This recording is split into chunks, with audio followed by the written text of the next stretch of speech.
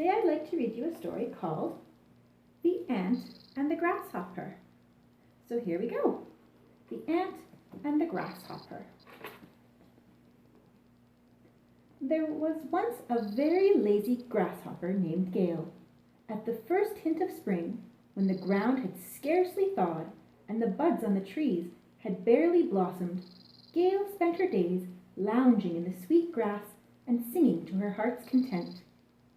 Unlike Gale, her neighbor Mimi the ant was very hard-working.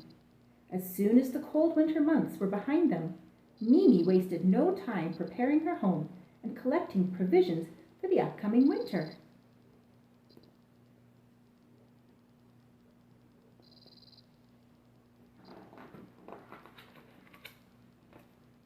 Every day, Gale watched Mimi busily bustle about. Not a moment was wasted, and there seemed to be no end to Mimi's hard work. Gale felt tired just watching her. She didn't understand why Mimi spent all her time preparing for the winter to come, when each day was filled with beautiful, warm, sunny weather. After all, summer was only about 3 months, and every moment should be enjoyed. One day, Gale invited Mimi to come and sing along with her. "I don't have time for that," replied Mimi. "I have chores to finish before next winter arrives." "Why worry about that now? Summer has only just begun," said Gale. "You won't be thinking that when the cold weather returns," retorted Mimi. And with that, Mimi returned to her chores.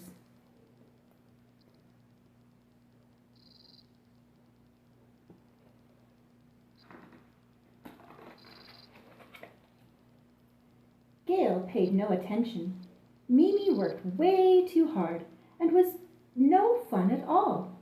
She probably didn't even know how to have fun. One day she's going to wake up and see that life has passed her by, thought Gale. That night, Gale went home and continued to sing. She sang so loudly that Mimi couldn't sleep.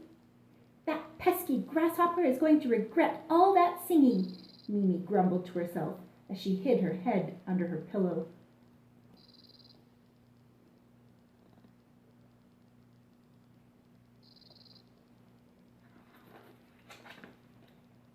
The days passed. Summer was now coming to an end, and the grasshopper hadn't collected any provisions. One morning, Gale finally decided to collect a few fresh leaves. Along the way, she ran into Mimi, who was collecting grain in her wheelbarrow.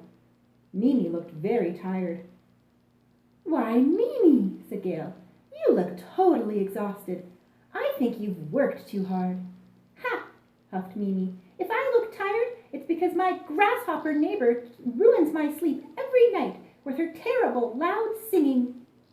Then Mimi picked up the handles of her wheelbarrow and continued on her way.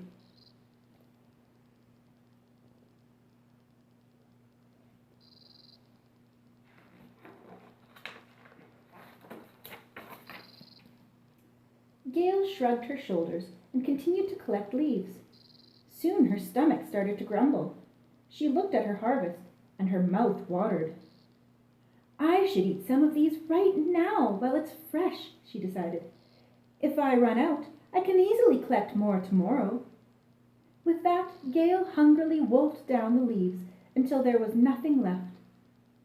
The next day the sun shone so brightly that Gale decided to spend the day singing in the field instead of collecting leaves.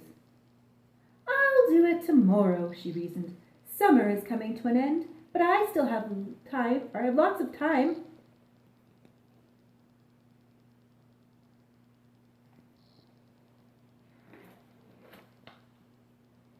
Each day that passed was a bit cooler than the day before, and Gale still hadn't collected any provisions. The trees had lost almost all their leaves. Winter wasn't far off. Mimi, who had finished harvesting her provisions and preparing for the cold winter months, peered out her cottage window and saw her neighbor singing away. "What a pest," thought Mimi. "She better not count on me for any charity this winter."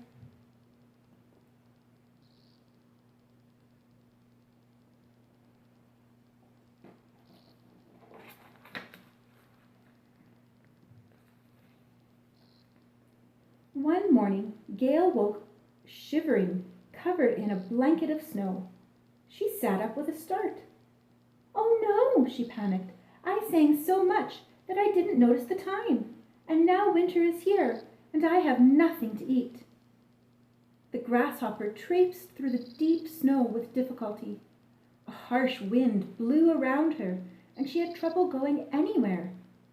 Suddenly, she spotted a single leaf dangling from a tree branch. Just as she was about to reach the leaf, it was whisked away by a gust of wind. "I'm so hungry," she wailed.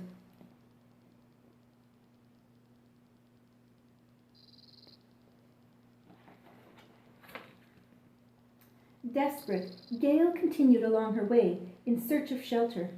She soon came upon the aunt's cottage. "I can ask Mimi to lend me some food until the spring," thought Gale. "I'm sure she won't say no." Gale peered through Mimi's cottage window and saw Mimi and her family enjoying a hearty meal.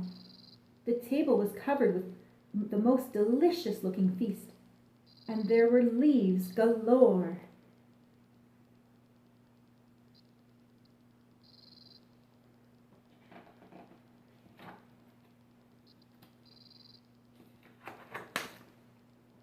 The grasshopper knocked on the cottage door.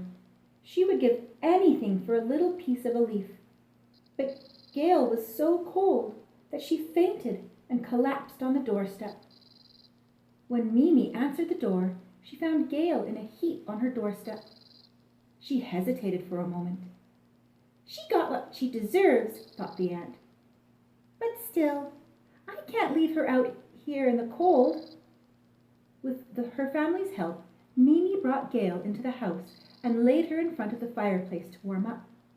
Soon Gale woke up, and the aunts offered her a bowl of hot soup to get her back on her feet.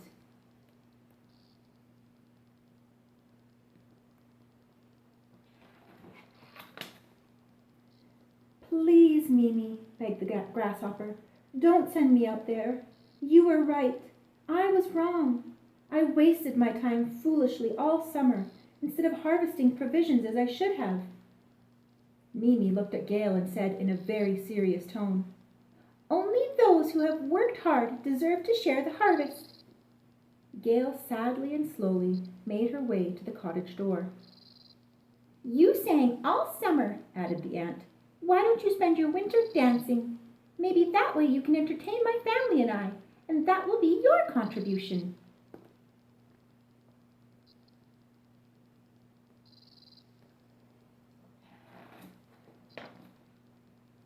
A smile spread across Gale's face. She thanked her neighbor and began to sing and dance right away. Mimi and her family joined in. Gale was very grateful for Mimi's kindness. She had helped her despite the grasshopper's laziness and lack of organization. Gale spent the winter entertaining the ants in their cottage. And then, once again, spring arrived. Gale joined Mimi in the meadow. She built her very own wheelbarrow with leaves and blades of grass, and set to work gathering provisions for the following winter. She had learned her lesson and the importance of planning ahead. After all, nothing was stopping her from singing while she worked.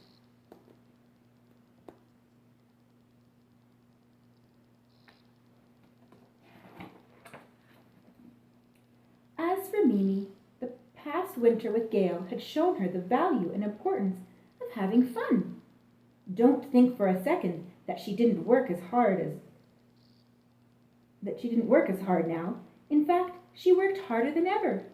But every now and then she would pause, and the ant and the grasshopper would sing their hearts out together.